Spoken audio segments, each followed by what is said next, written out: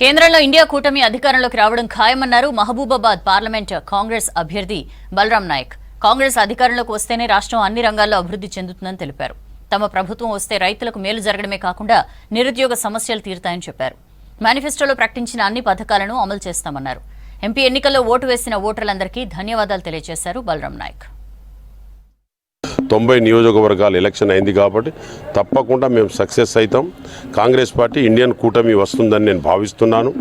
Indian కూటమి వస్తే తెలంగాణ రాష్ట్రంలో ఉన్న విద్యార్థులకు కానీ రైతులకు కానీ గిట్టుబాటు ధరలు కానీ ఏ విషయంలోనైనా కాంగ్రెస్ పార్టీ రైతులకు చూడడంలో వెనుకపోదు. కాబట్టి ఉన్న గ్యారంటీస్ కానీ 6 గ్యారంటీలు దానితో పాటు రాహుల్ గాంధీ కూడా మేనిఫెస్టోలో డిక్లేర్ చేసిన 100 రోజుల పనికి 400 కానివ్వండి, దానితో పాటు ₹1,00,000 మహిళలకు అకౌంట్లో వేయాలనేది విషయంలో కానీ కూటమి వస్తే తప్పకుండా మేము సక్సెస్ అవుతాం.